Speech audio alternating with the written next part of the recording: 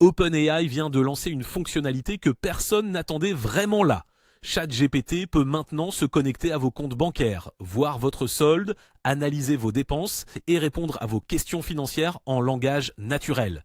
On analyse ça sur Horizon. La fonctionnalité s'appelle ChatGPT Finance. Elle est disponible en preview pour les abonnés pro aux États-Unis et elle repose sur Plaid, l'infrastructure qui connecte plus de 12 000 institutions financières américaines.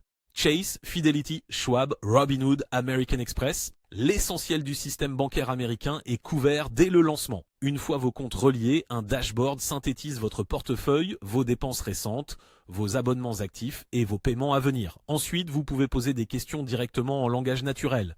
Est-ce que j'ai dépensé plus ce mois-ci? À quelle date puis-je acheter un logement dans 5 ans? Ou par mon argent chaque mois? ChatGPT génère une réponse à partir de vos données réelles. Ce qui rend ce lancement sérieux, c'est l'ampleur de l'usage existant.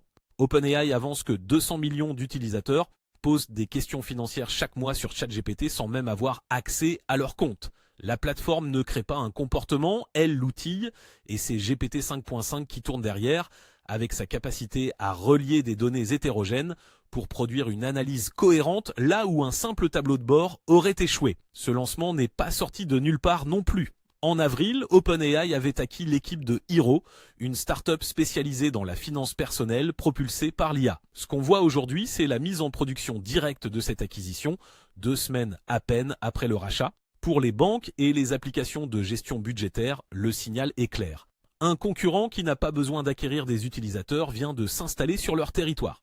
Si les gens commencent à piloter leurs finances depuis ChatGPT plutôt que depuis l'app de leur banque, c'est le point de contact principal qui migre et avec lui les données comportementales et la relation client. OpenAI ne pousse pas une adoption forcée. Le déploiement commence par les abonnés pro avant de s'étendre au plus selon les retours. Un déploiement progressif qui leur laisse le temps d'ajuster avant le rollout à grande échelle, mais la direction est posée et elle ne laisse pas beaucoup de temps aux acteurs en place pour réagir. Si vous voulez suivre comment l'IA transforme votre rapport à l'argent et à votre carrière, abonnez-vous et activez la cloche, on couvre ça en détail ici.